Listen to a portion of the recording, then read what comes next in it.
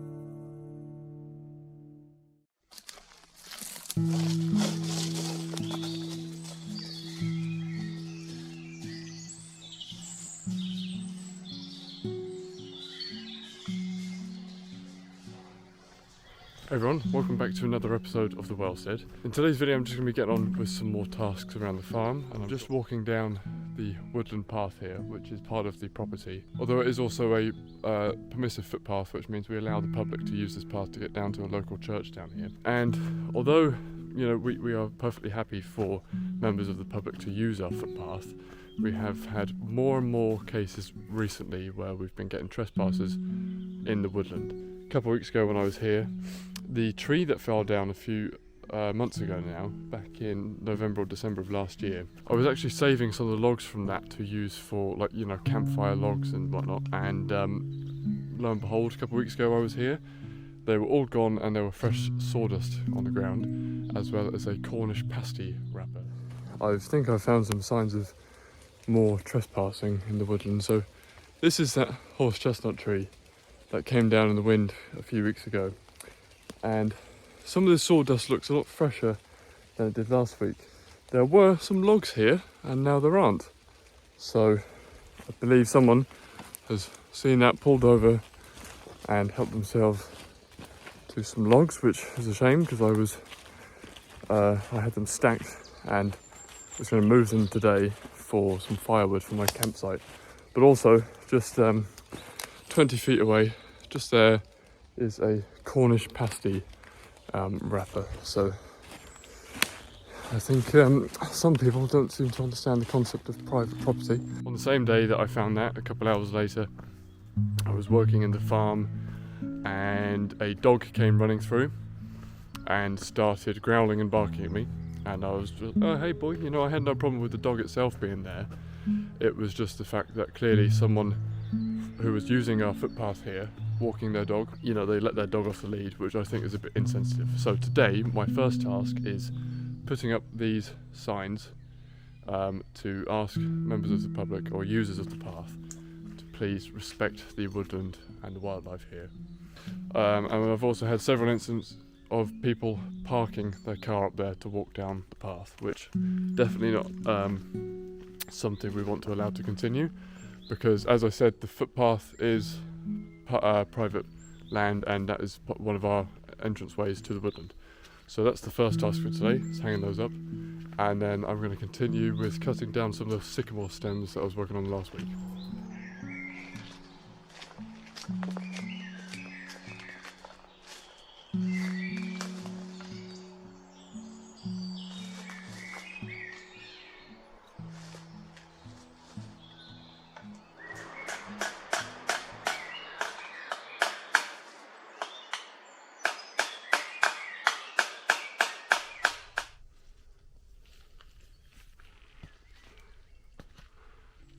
I also made sure to buy the aluminium signs, which, you know, they're about £10 more, but I really don't want to be leaving plastic signs around the woodland. Plastic pollution is one of the biggest problems we actually have. I think more so than invasive species, actually. I just don't talk about it as much because it's just such an unending problem. Whereas with the invasive species, at least there is a chance that we can get on top of them one day and you know, minimise their effect and their presence in the woodland. Up here at the top gate, I do have a plastic sign, and it's held up. It's just, you know, every small decision matters in the long run, I think, and something as simple as spending just a little bit more to ensure that we've got, you know, a non-pollutive material on the land, basically. Metal sign is just much better than a plastic sign, looks a bit better, and it's probably going to last longer in the long run as well.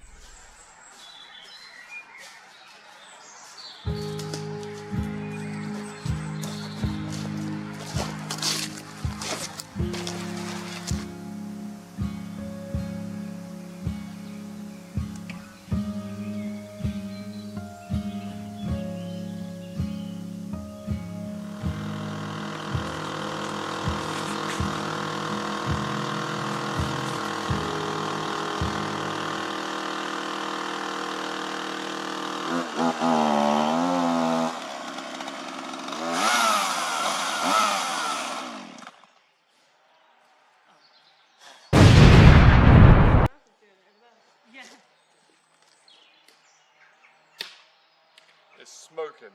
Yeah, can see. Oh, is it actual smoke? Yeah. Not really, but yeah, I think the smoke initially came out of where the chain is. That's the chain. Maybe wait for it to stop. Let it sit for a bit to cool down, and then fire it up again.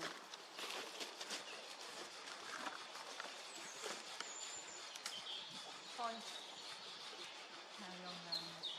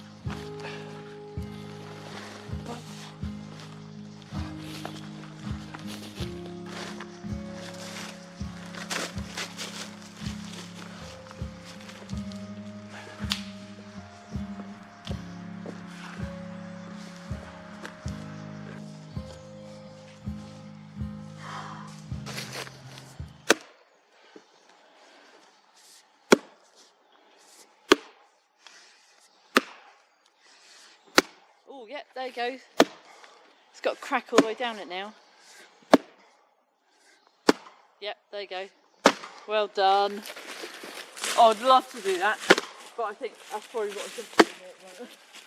Oh.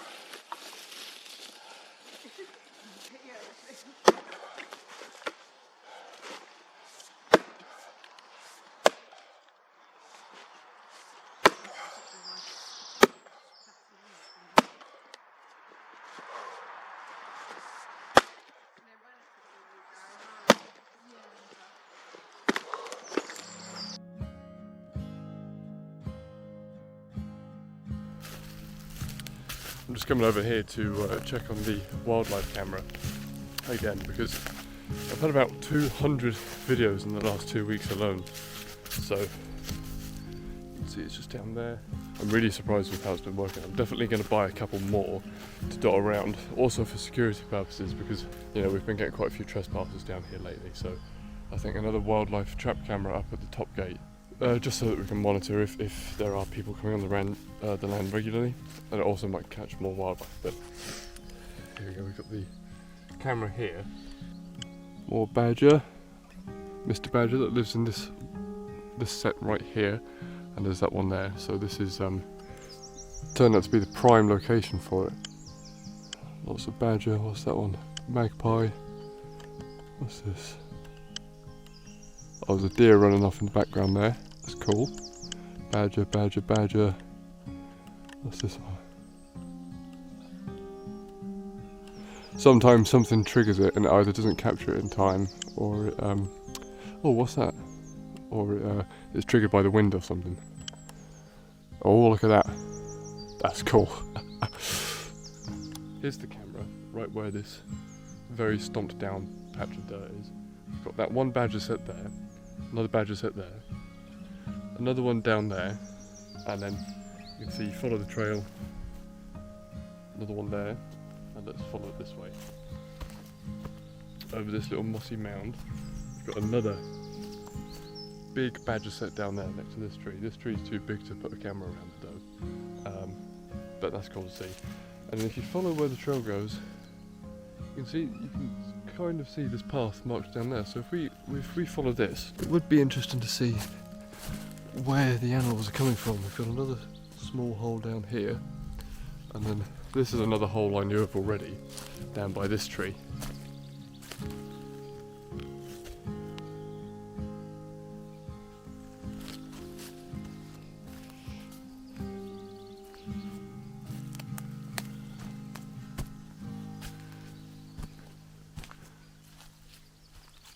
You can see actually around here all the disturbance in the soil.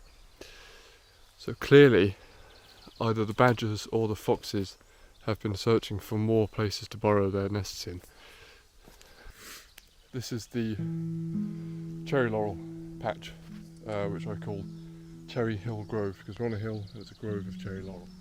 So way down that way is the area that I've been working on for the most part of removing the trees, but you can see the issue that I've been talking about in previous videos, where this is a birch tree, it looks like, and it's completely swamped by these laurels.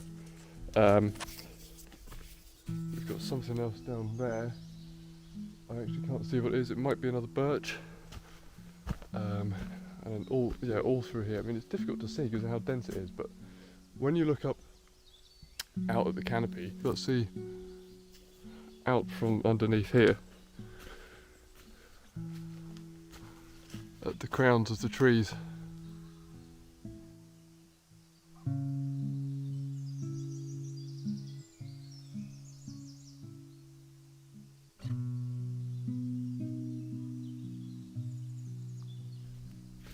And the main issue is, you know, because of how dense they grow, it's very dark in here, and so there is little to no native flora on the ground here. The trees themselves are probably quite restricted from photosynthesizing. Another one here, which I think might be nearing the end of its life because of the laurel.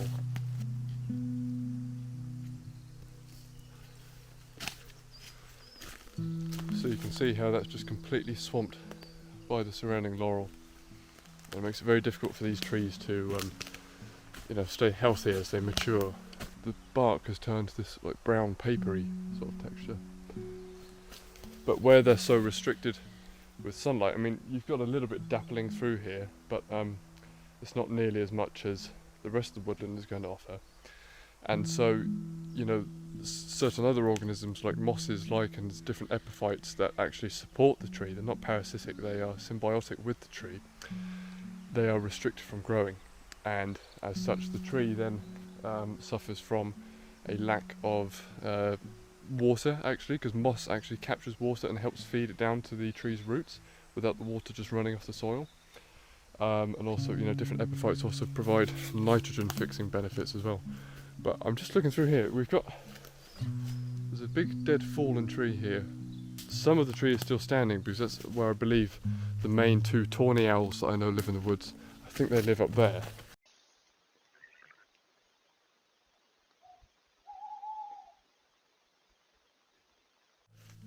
Look at the fungus growing on here. I don't know if you're going to pick it up from here.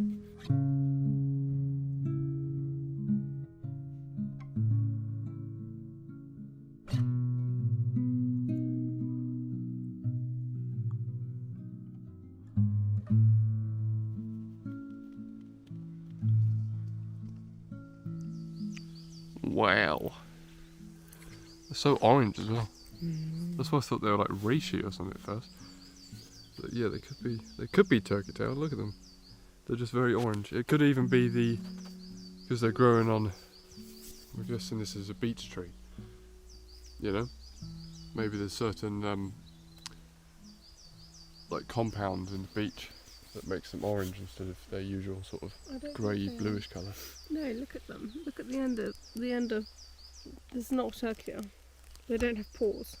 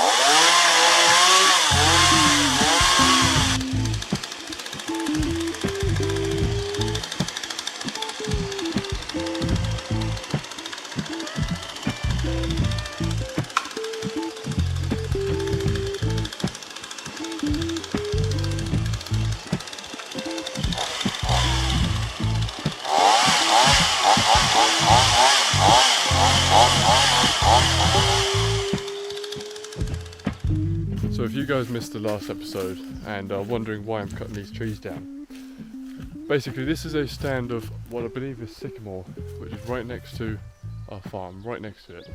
And we've also got the beautiful ancient oak on the hill here, and we've got that massive Douglas fir there. And I initially wanted to leave this stand of sycamore because it's quite a nice area, especially coming into this time of year when you've got the daffodils and bluebells coming out. But I always thought it looked a little bit decrepit, and essentially what we've discovered is that the whole stand has root rot.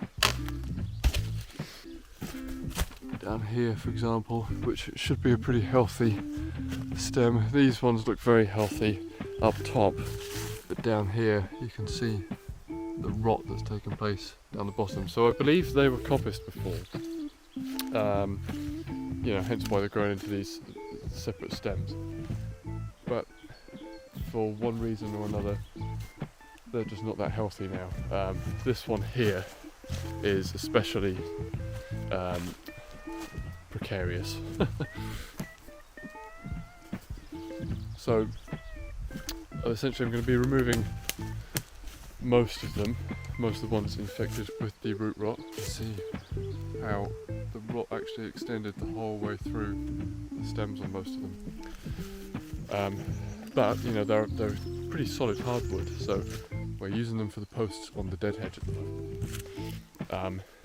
And also, I don't really know much about root rot and sort of tree diseases, but I'd rather take any measures necessary to avoid trees like this ancient oak here and that 140-foot Douglas fir from potentially contracting that root rot. So if it means cutting these trees down, or just at least some of them, then you know, I have to do it.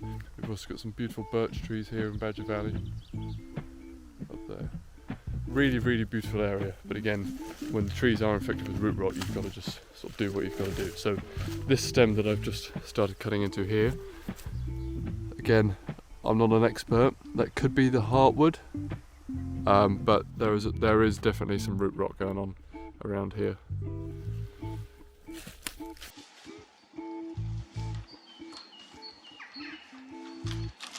Timber!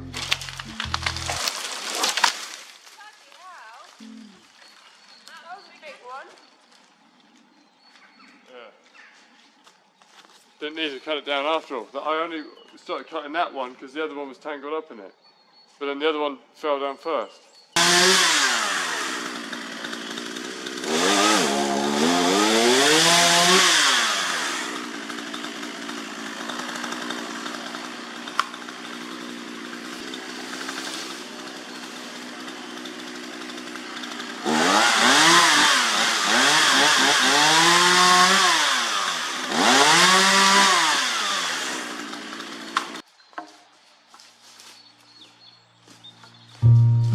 Carrying on along here, yeah.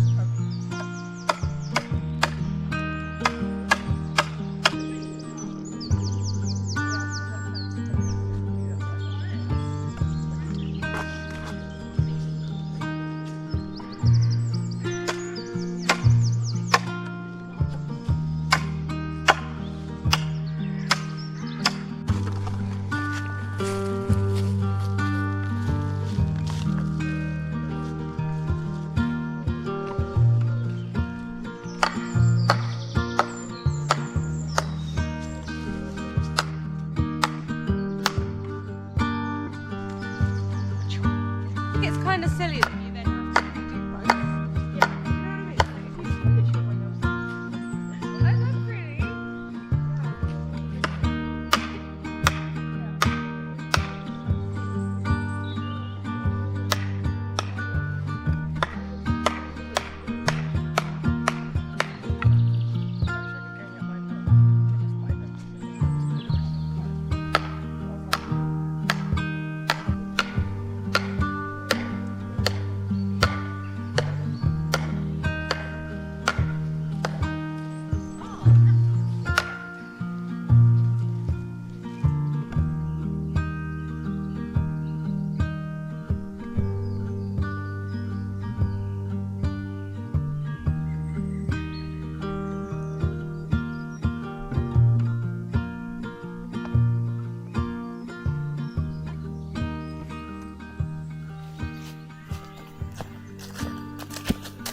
Alright, and the last task for today is to sow these wildflower seeds, which I've had for a few months, so I'm not sure if they're still viable. But we've got native British wildflowers colourful annuals mix. It doesn't say what's in there, it just says a range of species to deliver a summer vibrant and powerful splash of colour with minimal effort. And there's the honeybee mix as well, again native British wildflowers. And I have sown loads of wildflowers in this area here, down in the bottom triangle of the farm, but we haven't seen any come through yet. Could be because in the summer the bracken comes back through, so it's just out competing the flowers for light and water, or it could be that maybe they take a year to establish, I don't know. Then I think they'll be fine to sow now. It is the 17th of February today, Pancake Day, so I will sow them today and hopefully they should take.